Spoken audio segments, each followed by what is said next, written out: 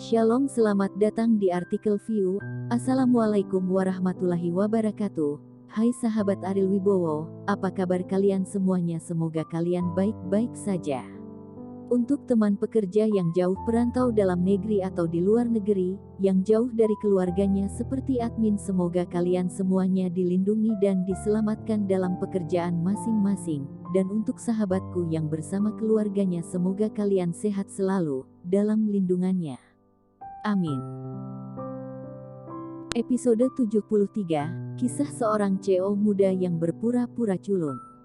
Kauri tersenyum pada sanjungan yang tidak tulus, tetapi mata Andika bahkan lebih suram, karena dia suka menikmati sanjungan kerabat Wijaya. Tetapi sekarang, Kauri telah merampas semua pusat perhatiannya. Kauri, jangan bangga. Andika menggertakkan giginya. Ngomong-ngomong, mulai besok, 2 orang diperlukan untuk pergi ke lokasi konstruksi, hanya kamu dan Sofia, kata Kauri kepada Andika. Andika menamparkan meja konferensi dan berdiri dengan marah dan berkata, Kauri, saya senior perusahaan, mengapa kamu harus membiarkan saya pergi ke lokasi konstruksi? Saat ini, siapa yang ingin tinggal di udara ruangan yang kumuh? Andika tidak akan pernah bersedia pergi ke lokasi konstruksi untuk menunjukkan wajahnya. Ini merusak reputasinya sebagai tuan muda Wijaya. Sofia juga tidak ingin kulit putihnya diracuni oleh sinar matahari dan berkata, aku tidak mau pergi, kamu harus pergi sendiri. Oke, Kauri mengangguk dengan tenang, dan berkata, karena kamu tidak ingin pergi, aku akan memberitahu nenek masalah ini dan membiarkan nenek yang memutuskan. Kauri, apakah kamu ingin melapor? Andika berkata dengan dingin. Ketika kamu meminta saya untuk pergi ke lokasi konstruksi, apakah saya mengatakan tidak? Kauri berkata dengan ringan. Nenek memiliki sesuatu untuk dikatakan terlebih dahulu, selama Kauri dapat menyelesaikan sesuatu untuk kerja sama. Seluruh perusahaan mendengarkan Kauri, jika masalah ini disebabkan oleh nenek, itu pasti akan merugikan diri sendiri. Andika tahu bahwa nenek masih berharap untuk memberinya posisi ketua keluarga Wijaya. Tapi dia harus menunjukkan beberapa prestasi. Oke, aku akan pergi, kata Andika.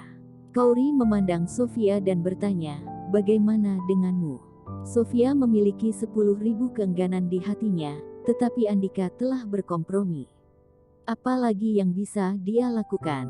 Bahkan jika ada kesempatan untuk menikahi keluarga kaya di masa depan, tetapi dia tidak menikah suatu hari nanti, dia masih harus bergantung pada perusahaan untuk makanan.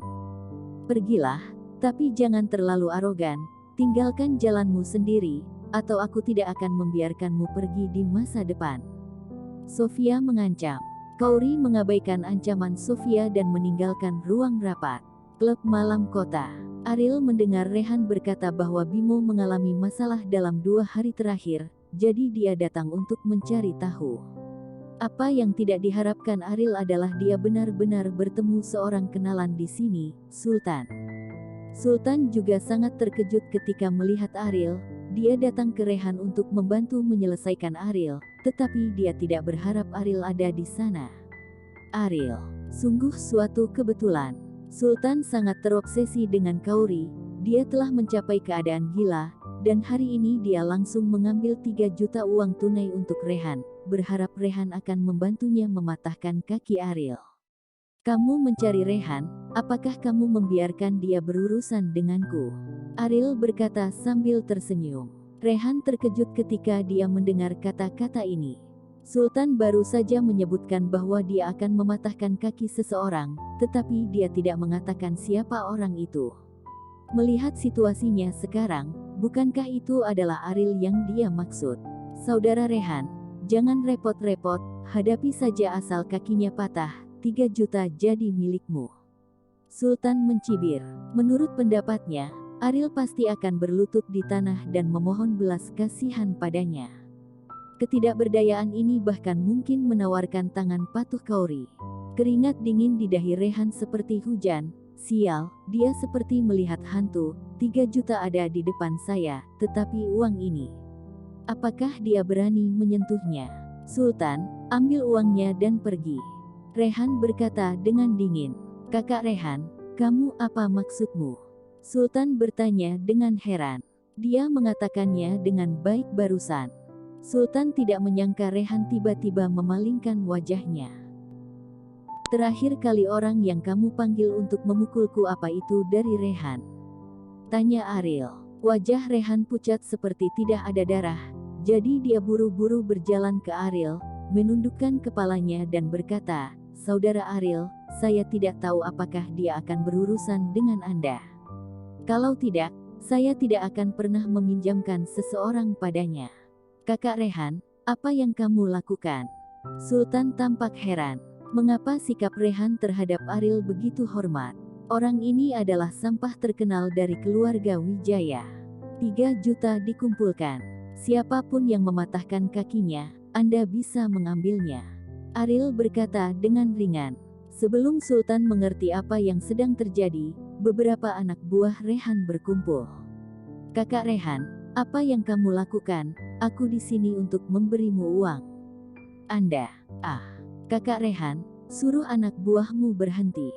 Rasa sakit yang menusuk melonjak dari kaki ke dahi, dan beberapa pipa baja berubah bentuk, dan Sultan jatuh ke tanah. Tubuhnya gemetar karena rasa sakit. Ketika Ariel melangkah maju, pasukan Rehan secara sadar bubar. Aku tidak peduli dengan apa yang terjadi terakhir kali, bukan berarti aku membiarkanmu main-main. Kaki ini adalah pelajaran untukmu jika kamu ingin bertahan hidup, menjauhlah dari Kauri. Ariel menatap Sultan dan berkata dengan dingin. Bah! Sultan meludah, dengan jijik berkata, apa yang kamu katakan, aku ingin kamu menggandakannya.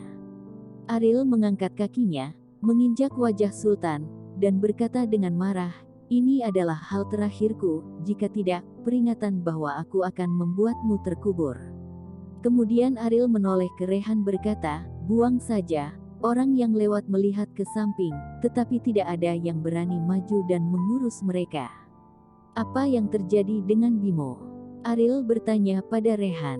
Bos Bimo baru-baru ini melakukan tawar-menawar dengan orang-orang di arena tinju bawah tanah, dan saya mendengar bahwa dia sangat menderita, kata Rehan. Arena tinju, lapangan tinju di Bandung, bosnya seharusnya Wahyudi. Ariel bertanya.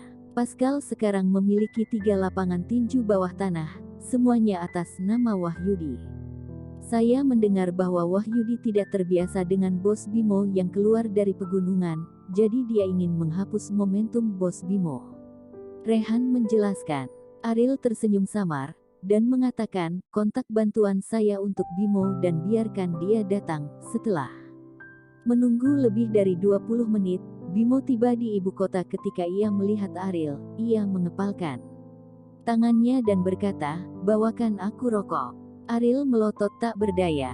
Berkata, kamu sekarang adalah Bos Bimo, kamu bahkan tidak punya uang untuk membeli rokok. Bimo menghela nafas, dan berkata dengan seru, baru-baru ini, beberapa bawahannya terluka dan dirawat di rumah sakit. Ini sangat mahal. Bagaimana? Apakah Anda membutuhkan seorang pembantu? Ariel bertanya. Berapa banyak yang bisa kamu temukan untukku? Apakah kamu perlu mengeluarkan uang? Bimo bertanya dengan sungguh-sungguh. Tidak ada uang. Ariel menunjuk dirinya sendiri. Bimo membeku sejenak, lalu menggelengkan kepalanya lagi, dan berkata, kamu memiliki lengan dan kaki yang kecil. Lupakan saja. Aku khawatir kamu tidak bisa. Preman Wahyudi sangat kuat, dan aku iri dengannya, mereka. Apakah kamu begitu meremehkanku? Kata Ariel. Bimo mengangguk dan berkata dengan lugas, tidak apa-apa jika kamu tahu, aku akan mengurus ini sendiri. Kamu harus melindungi bawahanmu. Aku seorang master. Kamu melewatkan kesempatan ini dan menyesalinya. Bimo meringkuk bibirnya tanpa ampun, dan berkata dengan acuh tak acuh, aku tahu, kamu sangat baik. Melihat Bimo tidak percaya, Ariel tidak punya pilihan selain bertanya kepada Rehan, apakah ada kecocokan di ring tinju malam ini? Ya, tapi tidak banyak master di kompetisi hari kerja, kata Rehan. Mari kita lihat malam ini.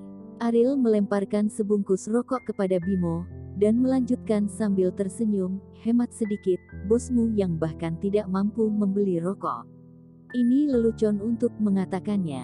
Bimo membeku di tempat, bercanda, dan dengan santai mengatakan 200 juta, orang ini benar-benar serius. Menyenangkan punya uang, bukan? Bimo berkata kepada Rehan. Rehan mengangguk bodoh, dan hanya heran pada dialog antara dua kakak beradik ini, merasa bahwa mereka tidak bisa berbaur dengan dunia mereka sama sekali. Seorang pria besar tidak mampu membeli rokok, dan seorang pria besar dengan santai berbicara tentang 200 juta, bagaimana keduanya bisa bersama? Ariel melaju ke perusahaan untuk mengambil Kauri dari pekerjaan. Kauri masuk ke dalam mobil dan berkata penuh semangat. Kerja sama ini telah diselesaikan, Anda telah menghubungi teman sekelas Anda. Yah, aku baru saja menelponnya saat ini hanya mendapatkan, selesai. Kata Ariel. Saat di mobil Kauri terdiam entah kenapa, karena masih tidak tahu bagaimana menghadapi situasi malam. Ariel tahu bahwa dia harus berjuang, dan berkata, aku punya sesuatu malam ini, dan mungkin harus pulang telat. Kauri secara keliru mengira bahwa Ariel dengan sengaja membantunya menghindari rasa malu, dan berkata, aku tidak akan menyesali apa yang aku lakukan. Kauri berkata, aku benar-benar memiliki sesuatu untuk dilakukan, tetapi pulang terlambat bukan berarti aku tidak akan pulang. Ariel tersenyum dan berkata, bahkan jika dia lumpuh malam ini, dia harus merangkak kembali. Bersambung.